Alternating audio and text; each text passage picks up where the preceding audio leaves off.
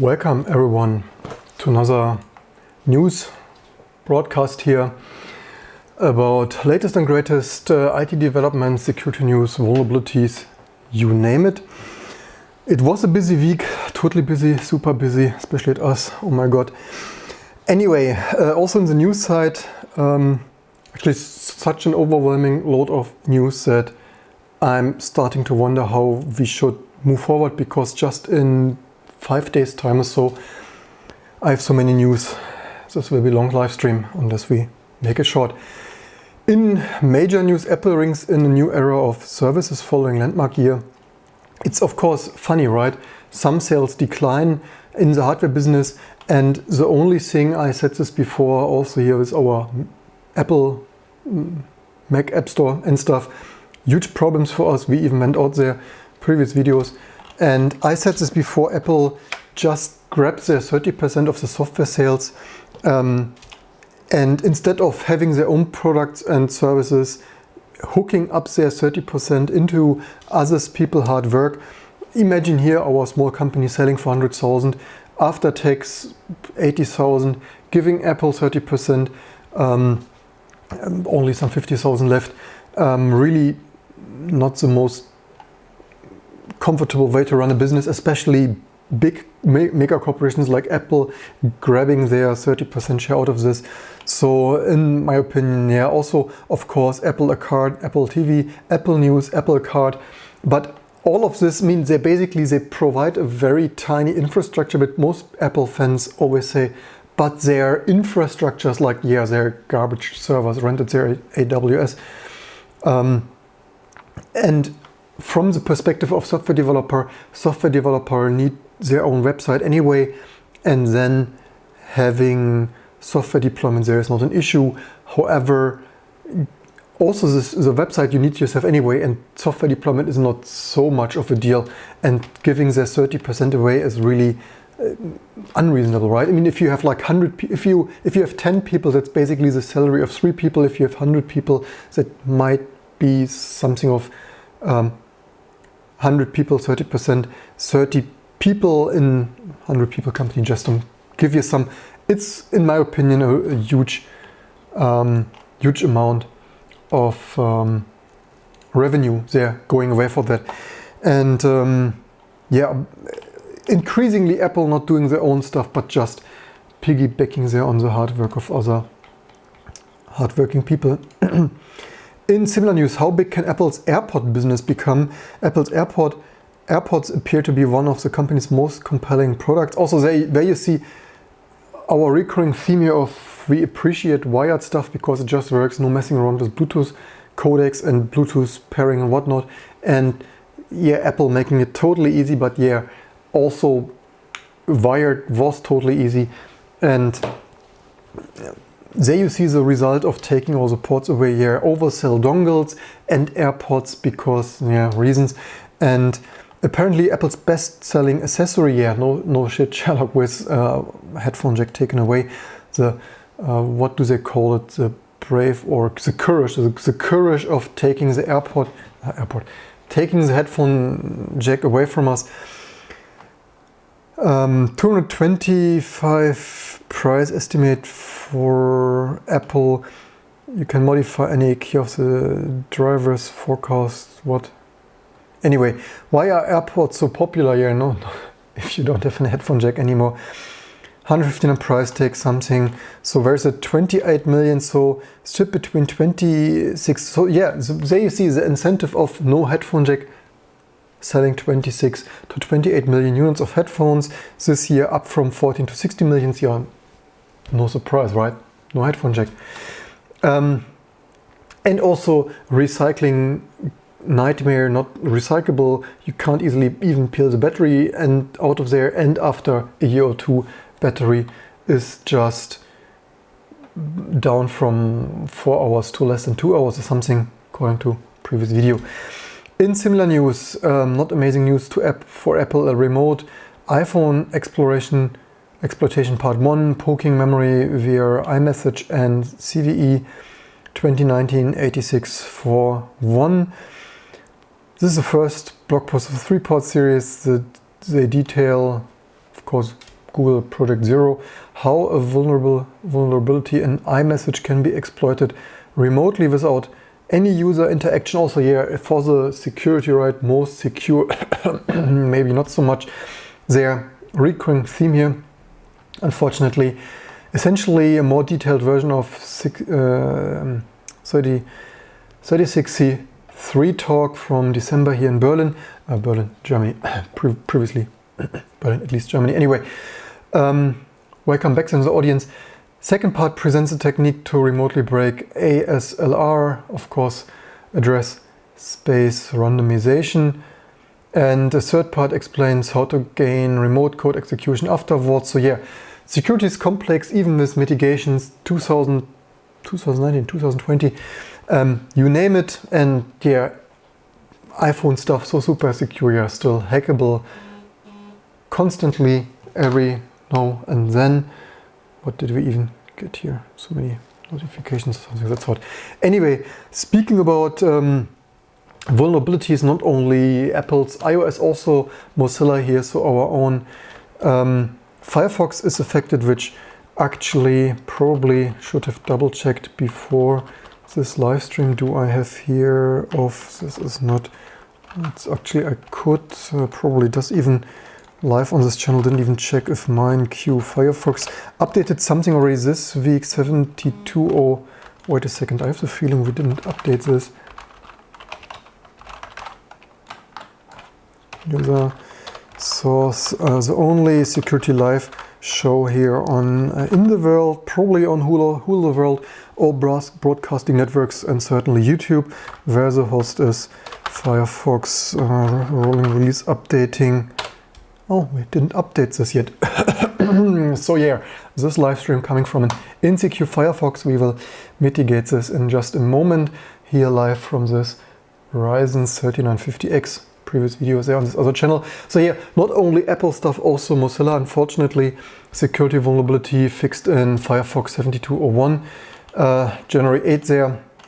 Incorrect alias information on the IonMonkey JIT compiler. What is this JIT? Of course, just in time compilation, also there on this other channel. We've done this recently on MIPS and RISC-V, because getting into more amazing new code for the more secure decade here. So this is this kind of what does type confusion mean? Type confusion mean they usually optimize the type representation. Usually everything is a number, like floating point, if not optimized to integer, or object, like array or other kind of object, similar to actually Lua there in JavaScript. And type confusing means having this tagged as not a number, internal representation of floating point bits. The reason they do this is for performance optimization, memory, but not only memory, because with more memory, more cache utilization also comes less performance. So this is also performance optimization. So usually most modern just-in-time compiler and environments use not a number, NaN, non-encoding, to encode pointers and other special values. And there you need to be careful. If you have user-supplied data like floating point data, you could potentially have there this kind of numbers, not a number. So this kind of bug that could also not only hit us with Lua JIT, our preferred runtime environment, therefore this, or our own, also live in this and the other channel, more code generation sometime soon. So it's exactly this kind of bugs that could hurt ourselves. And you see, unfortunately, Firefox, Mozilla, and yeah, build package Firefox. Let's see if we can zero frames, amazing stuff live here from this. You see it here. Actually, before this video, I hacked this CPU utilization thing, so now I have here, because it was too large, previous video. So yeah, many cores only here live on this channel. So this will be a nice burn-in test and stability test. So far this undercooled mini ITX stuff didn't crash, freeze, burn yet once, but certainly that is something that could occur during this live stream with this kind of load. In similar news, curious case of WebCrypto, Diffie-Hellman and Firefox, small subgroup key recovery attack on Diffie-Hellman. Here of too long didn't read. Mozilla Firefox prior to version 72 suffers from small subgroup key recovery attack on Diffie-Hellman. In the WebCrypto, also probably more coffee here. WebCrypto API. The Firefox team fixed the issue, removing completely support for Diffie-Hellman over infinite fields that is not in the WebCrypto standard. Also, yeah, why is this in there? The curious case of why the freaking heck was this even in there, and then certainly wasn't even working stable apparently. So you can read the details here. So yeah, it wasn't even standard, was like voluntarily implemented there, some non-standard stuff for whatever. So yeah, anyway, in similar news, SHA-1 is a Shambles, is a Shambles. Anyway, they have computed the very first chosen prefix collision for SHA-1 there of hash. They are also used in security. This is also why for the last years we have already new SHA-2 and 250 and so on, 6 and so on. In a nutshell, this means complete and practical break of SHA-1 hash function with the dangerous practical implications.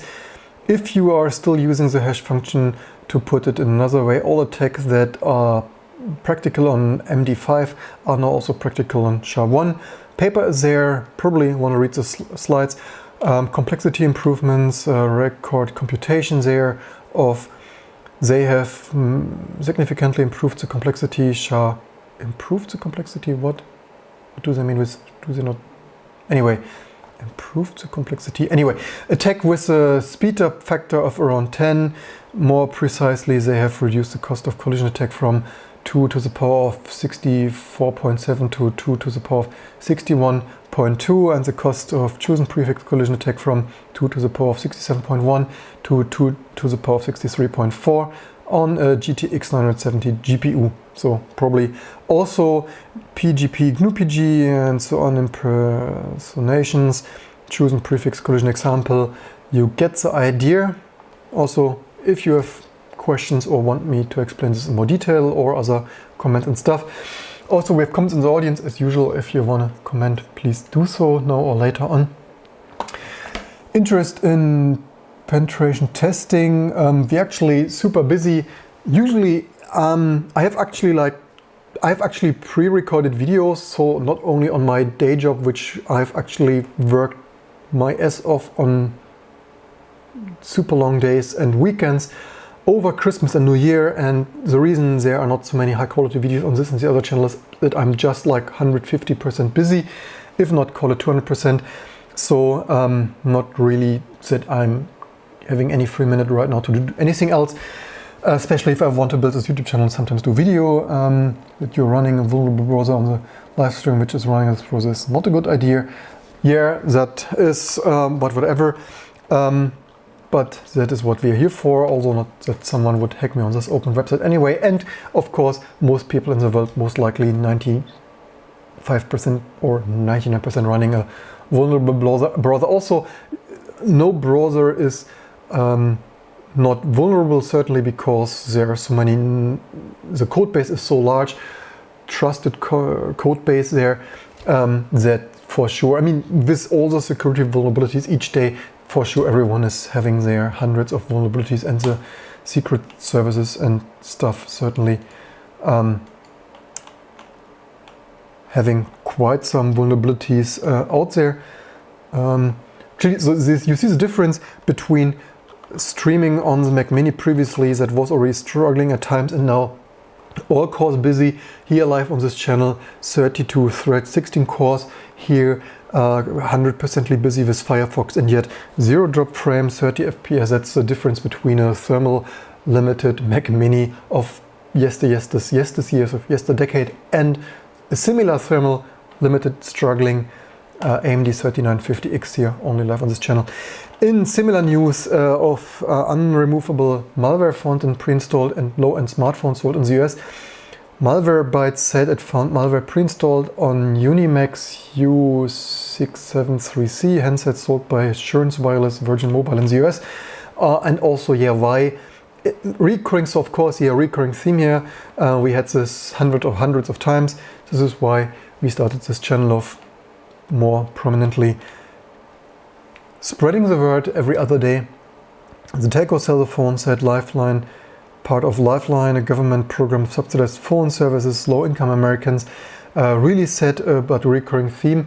And in my opinion, I said this before, why we should treat all phones, in my opinion, whether it be whatever handset they should be, also Apple is calling these computers, especially the iPad, in my opinion, they should all be treated like normal computers, and people should install their software, in my opinion, not only for the right of the consumers to do whatever they want with their phones, but also with security. It should be normal. There should be zero software, not even in the baseband, and everything should be user supplyable, installable, as in bring your own Linux or Android, because not only can I soon not get updates for my aging iPhone, but otherwise, do I even have, maybe I even have it in the news, there was a similar thing with Samsung, so many news, even I forget. Let's see if we have this later in the news. This is why have the user bring their own OS and open source like Arch, Gentoo, T2 Linux or whatever, or certainly Ubuntu. This should be totally decoupled, and the stuff should be stateless. The issue, of course, is nowadays software is so complex that even baseband, even not only the baseband, but even certainly even touch controller, so even the touch controller or other hardware, Wi-Fi may not work without firmware. So nowadays, stateless and firmwareless, totally difficult topic, but at least we should try more than not at all. Recurring theme here and stuff. Yeah, there we have it. Just in other news, I didn't even remember if I had it in the news, but I have. Chinese spyware, apparently, allegedly, according to this Reddit post here on Android, Chinese spyware pre-installed on all Samsung phones and tablets. He writes there, or they write there, they know it's rather sensational, however, couldn't get any closer to the truth. For those who are too busy to read the Who post, here's a too long didn't read version. Storage. The storage scanner in the device care section is made by a super shady Chinese data mining antivirus company. Also, yeah, recurring shout out, antivirus, snake oil. There you have it again, another proof, recurring proof here, or allegedly anyway, company called Qiho360. Also, why someone would want, this is why plain Android or plain Linux, no garbage, snake oil, other strange stuff, or like health, like seriously, I see the health of my battery and how broken the case is myself, don't need a bloody freaking. Also, recurring shout out, most likely I will someday make my own Android distribution because 2020 and the state of security certainly not amazing. Communication with Chinese servers, I have actually, so currently cannot be removed unless you use ADB or other means. I've not, so this is allegedly, I have not checked this, probably I should check this, and in the future we will certainly check all this stuff more. So yes, means signaling hate towards, and by the way, China Daily Backend, so spyware allegations made and title Chinese government something. Let's see, are there comments to Samsung Korea official reply? What is the official reply? Does it load? It said that the result of the inquiry from the answer is that it does not use any function of 360 security app, but outsourcing any DB checking for is handled by Samsung Logic. That the 360 DB is used to check the junk files, delete files. Samsung DB is officially, I don't know. Everything sounds fishy here. Anyway, in similar news, Apple plan to switch to randomized serial numbers. Apparently here in, welcome there by the way, hi from Germany, Berlin here. Nice for you to tune in. In an internal memo, apparently allegedly, they say authorized service providers, Apple has indicated that they plan to update the serial number format to randomized alphanumeric string for future products similar. So apparently they increment this like you would increment serial numbers. This apparently led to some scam. So they have here, where do they write? Apple says all serial numbers. Readers often use serial numbers to glean more information about the device. The randomized format will likely not be decipherable, or at least hard to something. So apparently, I read somewhere, not sure. So apparently they do this to, is it not here written here, scam? So apparently they do this to make scam harder, like people buying a phone, swapping out parts, bringing them into to source phones and displays in, but yeah, the whole situation a little bit, yeah. But also there you see for the security how even serial numbers, we had this in a decade, 2 decades ago when Intel started with serial numbers. Was it a Pentium Pro or a Pentium 2? They started serial numbers that people also feared would allow tracking, which is why they actually have done away with it again. And so similar thing, also randomizing some Wi-Fi stacks like Apple's, not sure if others, but at least the Apple Wi-Fi stack is actually randomizing the MAC address for scanning, so for access points, not to like you walk in airports and shopping malls and devices not getting your MAC address. Yeah, also here live on this channel. Rust compiling so long that it's not loading all the calls there. We had this already in similar news. This is really crazy. S3 email stack. The stack created out of frustration due to the fact that to this day there is not an easy way to have a full email server without the overhead of installing and configuring the needed servers for handling the incoming and outgoing messages. I mean, like one email server, right? Or email and IMAP. So we wanted to do something simple. So they wanted to do something simple. Remember these words, with no interface and no server management. So we came up with S3 email. This includes AWS as an email server, receive and send, S3 as a database interface and something. So yeah, so simple, right? And like complexity of one server, right? Look at this. This is hilarious. So this is so what will deploy, right? So 2020, something simple and one email server, and this is like serverless. What will deploy? So this piece of serverless stuff, I have no words. It's like deploying. All of this is deploying code build project, role, Lambda, email, Lambda. I mean, I have no words. And then pipeline, whatever project, SES, receive, whatsoever. So you wanted something simple of like not one email server, but then you have 1, 2, 3, 4, 5, 6, 7, 8, 9, 10, 11, 12, 13, I don't know, nearly 40 services. Are you freaking kidding me? And when you were wondering also here how to deploy directly with launch stack button, all you need to do is deploy the stack, is click on the button to the left and deploy 30 to 40 serverless servers. I have no words. And when you were wondering why stuff insecure, broken, not working, and why nobody can debug it anymore, and random stuff happens and there are outages and nobody knows how to fix something anymore, then yeah, the stack takes advantage of AWS3, SES, Lambda, trigger system, everything together. So you'll get one set of SES rules, 2 sets of S3 buckets with 1 code pipeline to store artifacts, 1 for the email, 3 code pipelines, 3 code builds, 3 lambdas, 1 IAM group. All project resources can be found there. Auto deploy, manual work, like, are you freaking kidding me? I think I rather configure an email server. Anyway, leave me in the comments below what you think. I'm speechless. In similar news, unpatched US government website gets horned by pro-Iran script kiddie. Federal Deposit Library Program server unpatched since 2012. I rest my case. IT security in 2020. And on the heels of Killingen, yeah, you probably heard the news. The FDLP website is no stranger. Defamation attacks. A brief analysis of the attack by the security researcher with a Twitter username. Something has been defaced twice in at least 10 years. Most recent 2014, and yeah, recurring theme here. In similar news, no, I have no. Can you, or what's the freaking?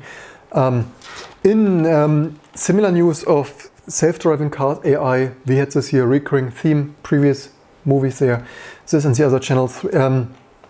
Star Tribune writes here, Detroit, 3 crashes involve Tesla that killed 3 people have increased scrutiny of the company's autopilot driving system just months before CEO Elon Musk has planned to put fully self-driving cars on the street. Yes, thank you very much.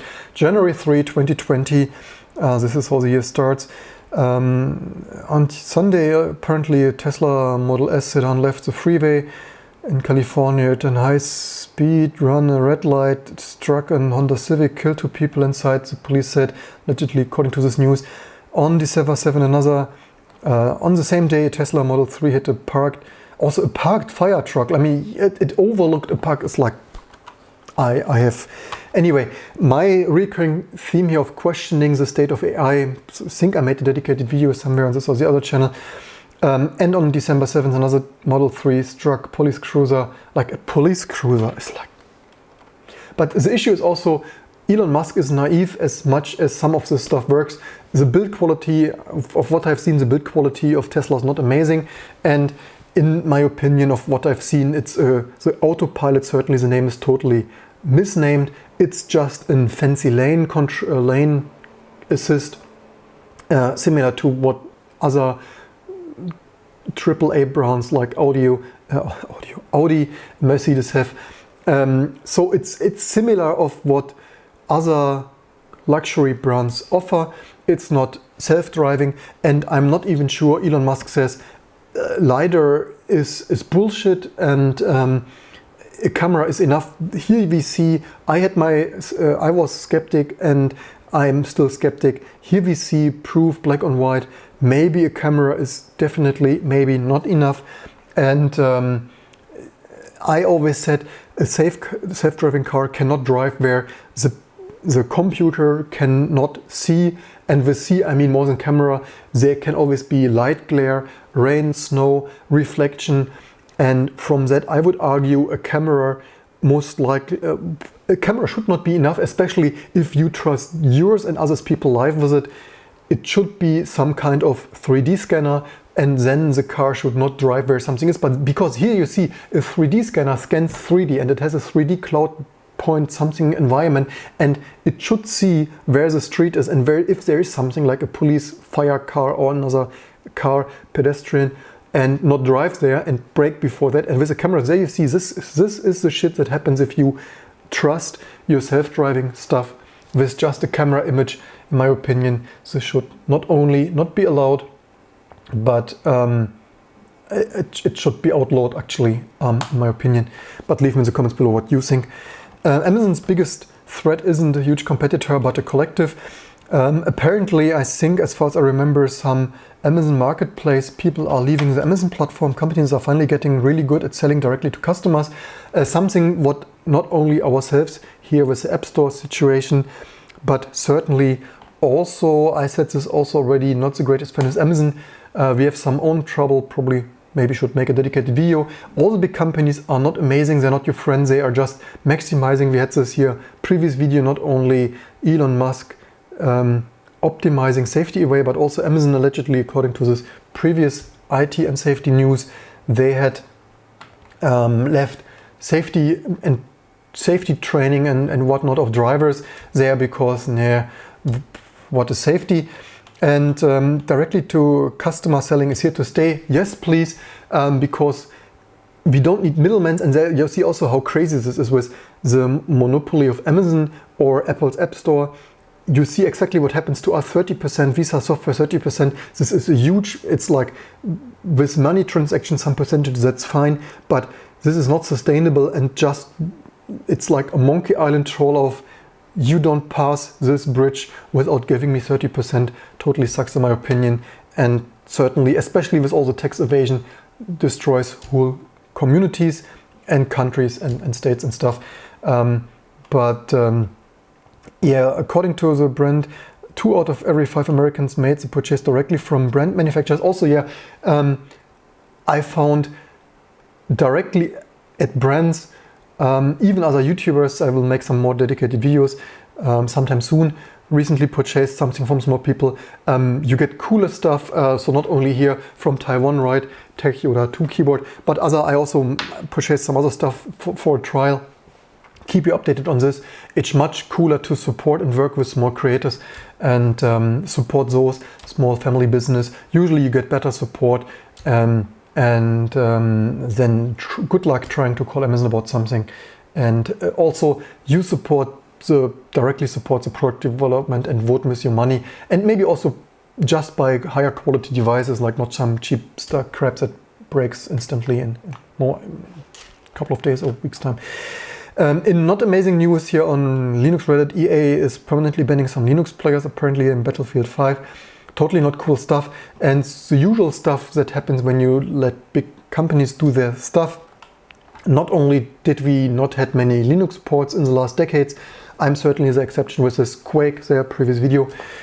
Recently played Quake there on PowerVR on Linux, but vote with your wallet, and this is, yeah, you run stuff with DRM. This is just a DRM at play, and allegedly here, if this maybe they detect something suspicious of mod protection, cheat protection, and then your Linux client is banned because the timing behavior or whatever DLL fingerprint behavior is not matching Windows, because not genuine Windows, because manipulated for cheating or whatnot, and then you can't even play in your Wine. It's not an emulator.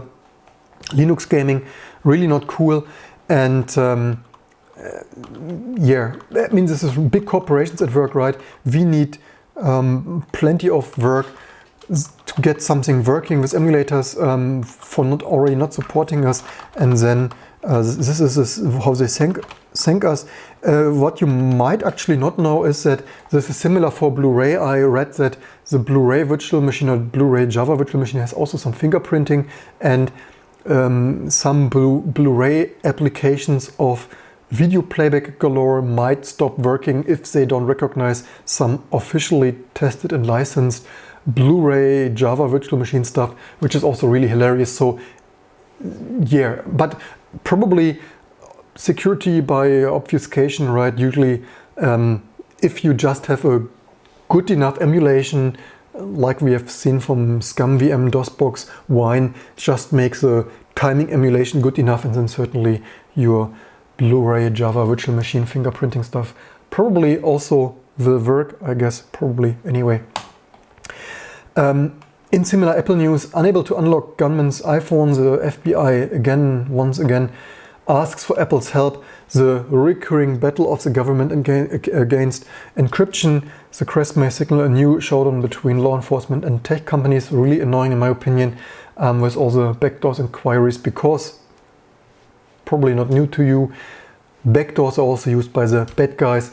This is why encryption needs to be secure. It's already, as you see from all the vulnerabilities, hard enough to make secure software, bug-free software, working and so on software, and then government asking for intentionally broken stuff certainly doesn't help for a secure future. And if you don't want your online banking and other messages and fun stuff stolen by malware and scamware and phishware, and you guessed it.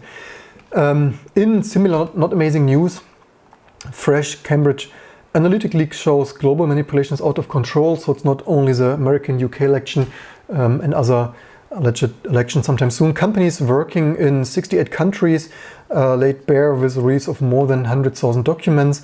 Here an explosive leak of 10,000 documents from the defunct data firm Cambridge Analytica is set to expose the inner workings of the companies that collapsed after Observer revealed it had misappropriated 86 million Facebook profiles. More than 100,000 documents related to work in 68 countries that will lay bare in global infrastructure of an operation used to manipulate votes in industrial scale, of course. Here in Germany with Southeast, yeah, also South Bavaria, but East Germany, former East Germany there, the state security and manipulated elections, not only there, but Russia, UK, America now. It's not only a communist thing there in China and North Korea, and especially with this purchased, and also so some local and other foreign alien state actors purchasing here the services, and this is similar. It's disgusting business, in my opinion. It's really disgusting that people even offer the services. Probably there is most likely, allegedly, I heard, a very special place in hell for people even working for this kind of influence, probably. But leave me in the comments below what you think. Really not cool. And this is also the thing why stuff needs to be secure, not only software but also elections, banking, taxes, elections, health insurance, like everything, and why we need to significantly ramp up our efforts for secure software, secure systems, and certainly probably where is this broken messaging, where is even so many news backing up. So yeah, also probably not run services like this, I guess. In other news, completely unsustainable how streaming and other data demands take a toll on the environment. Anyway, tech firms look for solutions to data centers, use huge amounts of power to fuel streaming and other social media. This is actually something that I already mentioned and speculated in previous IT news. I usually said Bitcoin mining, totally waste of energy to mine all this for no good news, if at least Bitcoin would be used, but mostly it isn't, except for speculation.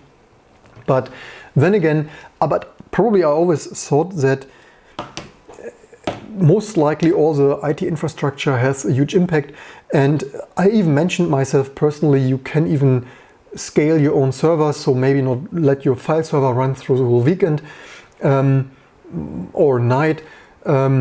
Maybe I should actually make some videos about this, but also here in the global scale, if you are working in a telecommunication company, we certainly can do much more. Also, the streaming most likely so much more wasteful than old-fashioned TV broadcast, because instead of one broadcast for all, it's now dedicated servers, much more dedicated hardware, most likely, at least my estimates there. But here you see it, certainly in the case of Bitcoin mining or other cryptocurrency mining, it's totally excessive, especially if it's barely used for anything. Usually cryptocurrency not used much. And then we use all this energy for nothing much anyway, except speculation. But certainly streaming, Amazon, all the Amazon servers, internet, there were for decades already reports how much an internet search at Google costs. But it's not only the internet search, it's all the cloud business, cloud spreadsheet.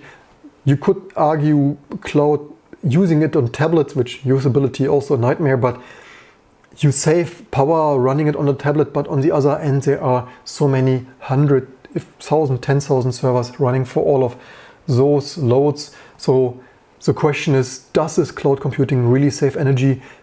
Certainly not really much anyway, maybe even use more. Leave me in the comments below what you think about this as usual. In similar news, Travelex being held ransom by hackers, recurring theme here. So after police stations, courts, universities, vehicle registration, like basically everything left and right. Why do I bring this recurring insecurity news to you and vulnerabilities?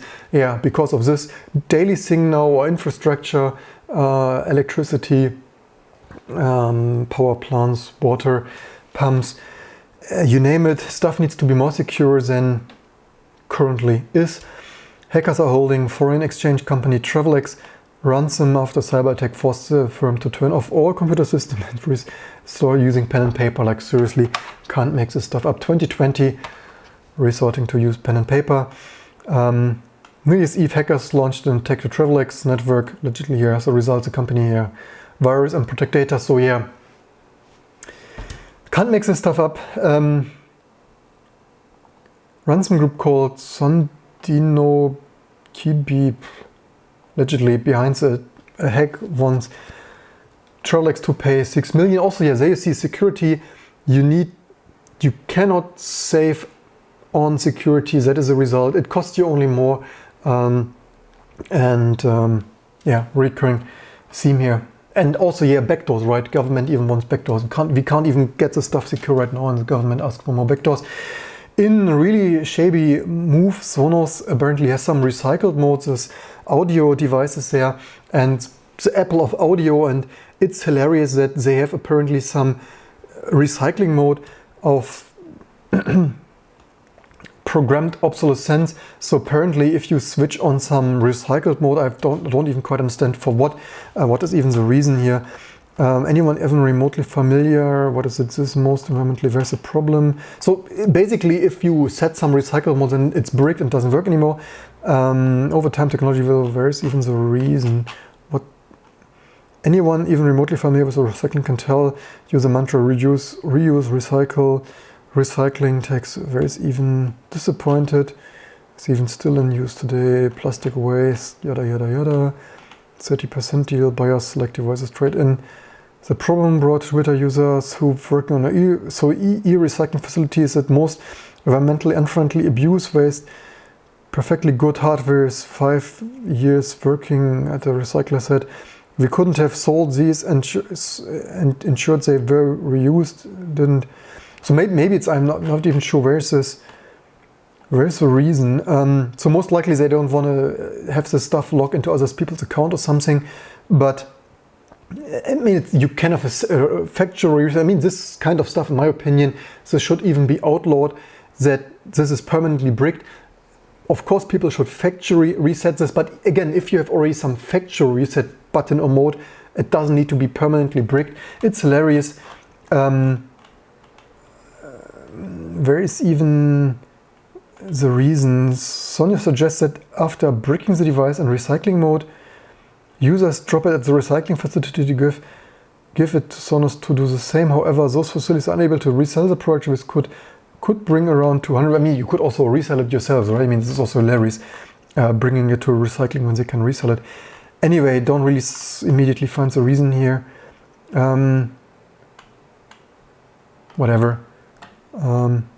Okay, the reality is that those older products lack the processing power and memory to support modern Sonos experience. It's like modern, this is even more shady than I imagined modern Sonos experience.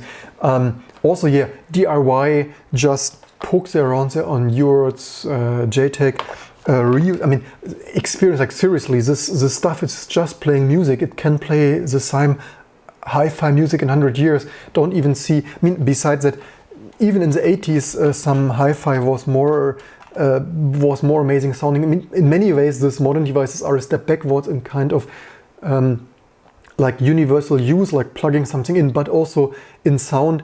In the 80s, stuff was stereo, amazing sounding, and nowadays a small piece of plastic garbage, most likely, it doesn't even have stereo separation if you have only one of those speakers. It's like, it's hilarious.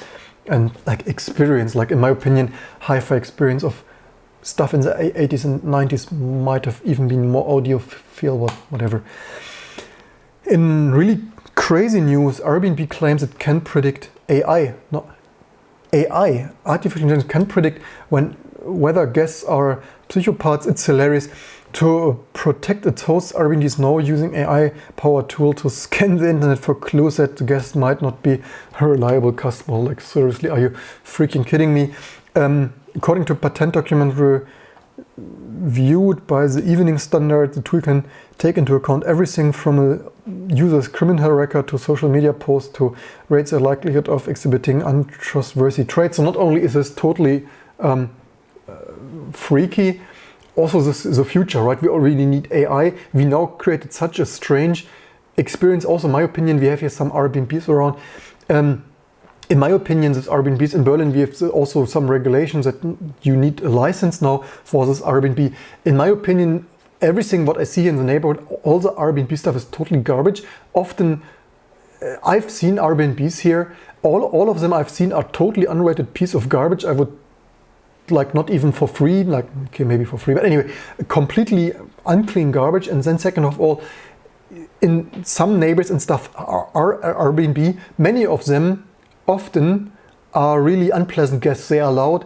I personally had to complain to some ongoing party every other night. In my opinion, this really destroys neighborhoods with all this Airbnb rental of unrenovated apartments, people only getting drunk and making party. And this also destroys really neighborhood relationship, right? If you have every other day, so you have some drama in your apartment house, really annoying in my opinion. And some of them are even, I've seen this because it really gets on my nerves that here in this area there's more and more trash standing. People, by the way, huge public service shout out. In Berlin, it is not normal to place garbage on the street. There are bins in the backyard that are collected every other day or week. And many of these Airbnb people, they put the trash on the street. So we have no trash. The reason I know this is I watched this and asked some local businesses, like, by the way, do you understand why there's so much trash on the street? And they told me, yeah, this is from the Airbnb. We have this each day the guests come out and put the trash onto the street, New York style. This is really annoying. In my opinion, so we created some environment where this nameless and contactless rental of normal apartments. And the end result is we need AI to score each other. But last but not least, the issue is, of course, the Chinese kind of social score here in the future, each and everyone leaving a social score footprint, and AI increasingly, whether it's government programs or private company products and programs here, scoring each other, and why probably you want your stuff secure, and certainly not with security backdoors there, because this future is somewhat scary and really crappy.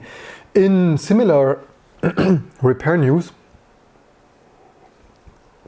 new demand for old farm tractors, specifically because they are low-tech. Really interesting news here. You might have seen this here on previous news on this channel. The new trucks there, John Deere and other such brands, hard to repair. Even if they break down, you need JTAG kind of service diagnostic equipment similar to ODB. And then even if you don't get the spare parts, so right to repair, even outside of the IT scope, a huge problem.